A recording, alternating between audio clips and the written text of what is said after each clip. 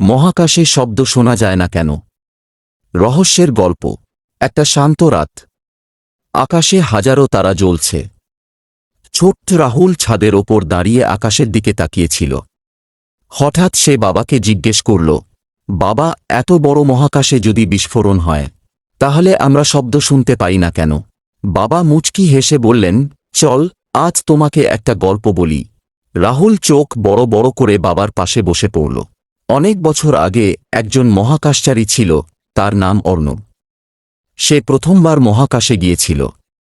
Rocket যখন পৃথিবী ছেড়ে ওপরে উঠছিল, তখন প্রচণ্ড গর্জন হচ্ছিল। পুরো রকেট কাঁপছিল।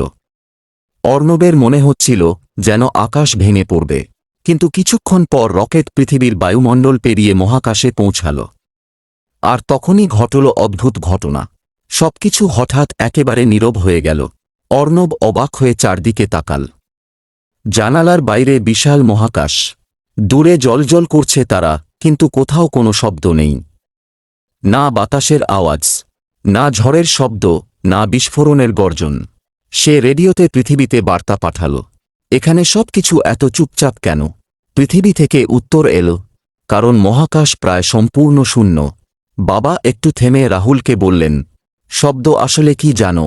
রাহুল মাথা নাড়ল। বাবা বললেন, শব্দ হল কম্পন। যখন আমরা কথা বলি, আমাদের গলা কাঁপে। সেই কম্পন বাতাসের মাধ্যমে এক জায়গা থেকে আরেক জায়গায় যায়।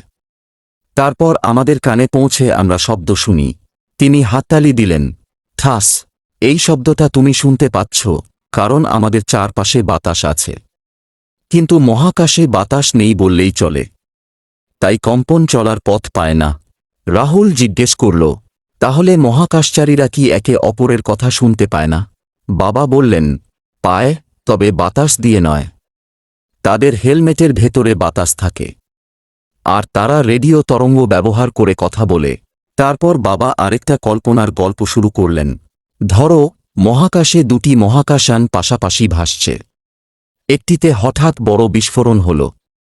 আগুন জ্বলছে, ধাতু ছিটকে যাচ্ছে, কিন্তু পাশের মহাকাশযানের মানুষ কোনো গর্জন শুনতে পাবে না।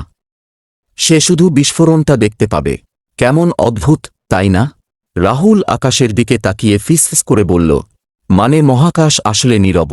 বাবা মাথা নেড়ে বললেন, হ্যাঁ, মহাকাশকে অনেক বিজ্ঞানী নীরবতার রাজ্য বলেন। সেখানে আলো ছুটে যেতে পারে, রেডিও তরঙ্গ যেতে পারে, কিন্তু শব্দ যেতে পারে না। রাহুল কিছুক্ষণ চুপ করে রইল। তারপর বলল, তাহলে তারারা এত আলো দেয়, কিন্তু তাদের শব্দ আমরা কখনো শুনতে পাই না। বাবা হেসে বললেন, ঠিক তাই। আমরা তারার আলো দেখি, কিন্তু তাদের শব্দ শুনি না। রাত আরও গভীর হল। আকাশের তারা যেন আরও উজ্জ্বল হয়ে উঠল। রাহুলের মনে হল পুরো মহাবিশ্ব চুপচাপ দাঁড়িয়ে আছে। সে ধীরে ধীরে বলল, আজ বুঝলাম, মহাকাশে শব্দ শোনা যায় না,